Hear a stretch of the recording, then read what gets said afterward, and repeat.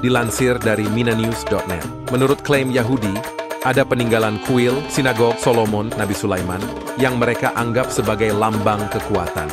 Para ahli sejarah Yahudi menyatakan Sulaiman membangun sebuah kuil sinagog yang bernama Baitullah atau Haikal. Haikal itu menjadi tempat ritual peribadatan umat Yahudi pertama yang indah dan megah. Di tengah Haikal itulah terdapat sebuah batu hitam bernama Sakhrah al-Muqaddasah. Yahudi juga mengklaim bahwa satu-satunya tempat yang bagus untuk pembangunan kembali kuil lambang kekuatan itu terletak di Bukit Zaitun, yang terletak di antara Masjid Al-Aqsa, Al-Qibli, dan Kubah As-Sakhrah, The Dome of Rock. Di tempat ini, pemandangannya sangat bagus, dan posisinya juga sangat strategis untuk memantau sekitarnya.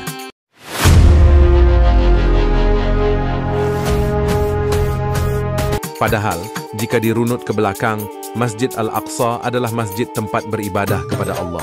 Nabi Sulaiman pun berada di tempat ini untuk ibadah kepada Allah di masjid ini, bukan kuil atau sinagog.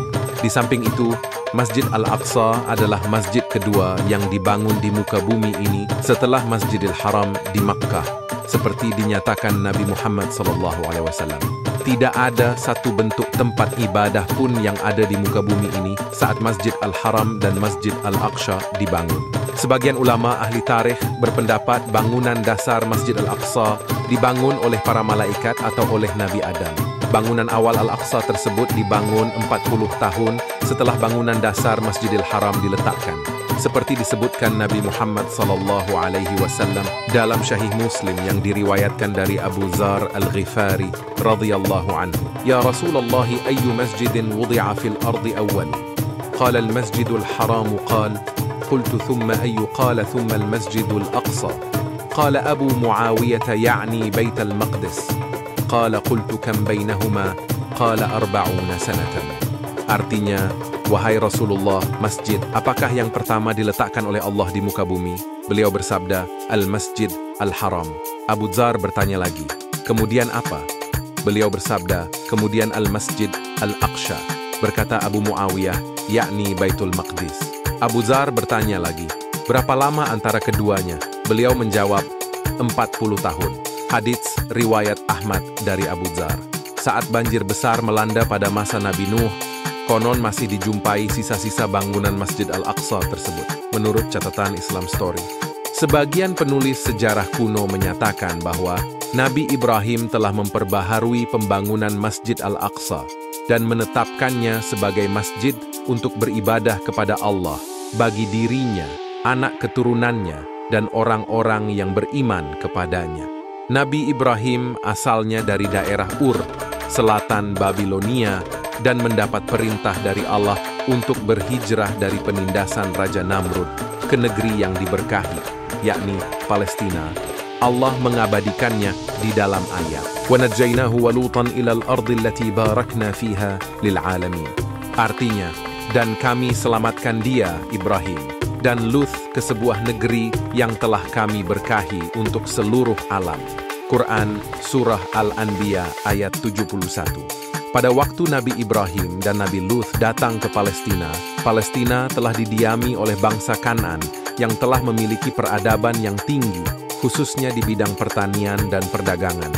Pada saat itu di kawasan kota tua Yerusalem, sudah ada bangunan dasar Masjidil Aqsa yang telah runtuh akibat terjangan banjir pada masa nenek moyangnya, Nabi Nuh.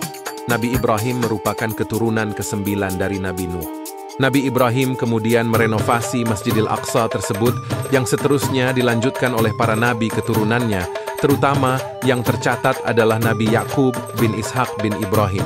Periode selanjutnya adalah Nabi Daud yang pertama kali membangun kota Yerusalem setelah menguasainya dari masyarakat Yebusit.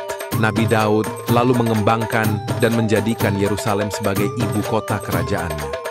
Adapun Nabi Daud merupakan keturunan ke-13 dari Nabi Yakub.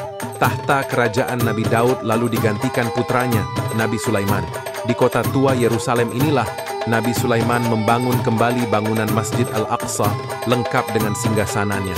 Di dalam hadits yang diriwayatkan oleh An-Nasai dari Abdullah bin Amr bin Ash disebutkan, أن سليمان بن داود صلى الله عليه وسلم لما بنى بيت المقدس سأل الله عز وجل خلالا 3 سأل الله عز وجل حكما يصادف حكمه فأوتيه وسأل الله عز وجل ملكا لا ينبغي لأحد من بعده فأوتيه وسأل الله عز وجل حين فرغ من بناء المسجد أن لا يأتيه أحد لا ينهزه إلا الصلاة فيه أن يخرجه من خطيئته كيوم ولدته أمه في رواية فقال النبي صلى الله عليه وسلم أما 2 فقد أعطيهما وأرجو أن يكون قد أعطي الثالثة. Artinya, sesungguhnya ketika Nabi Sulaiman bin Daud membangun kembali Baitul Maqdis, ia meminta kepada Allah Azza wa Jalla 3 perkara, yaitu meminta kepada Allah Azza wa Jalla agar diberi taufik dalam memutuskan hukum yang menepati hukumnya, lalu dikabulkan, dan meminta kepada Allah Azza wa Jalla dianugerahi kerajaan yang tidak patut diberikan kepada seseorang setelahnya, lalu dikabulkan, serta memohon kepada Allah bila selesai membangun Masjid Al-Aqsa, agar tidak ada seorang pun yang berkeinginan salat di situ, kecuali agar dikeluarkan kesalahannya seperti hari ia dilahirkan oleh ibunya. Dalam riwayat lain, lalu Nabi Shallallahu Alaihi Wasallam bersabda, adapun yang pertama dan kedua, maka telah diberikan, dan aku berharap yang ketiga dikabulkan. Hadits riwayat An-Nasai. Nabi Sulaiman adalah Nabi utusan Allah, yang menyembah Allah yang Maha Pengasih dan Penyayang, yang beribadah di Masjidil Aqsa. Bahkan, Nabi Sulaiman pula yang pertama kali dari kalangan nabi dan manusia yang menuliskan surat dengan basmallah, seperti diabadikan di dalam ayatnya, Innahu min Sulaiman wa innahu bismillahirrahmanirrahim.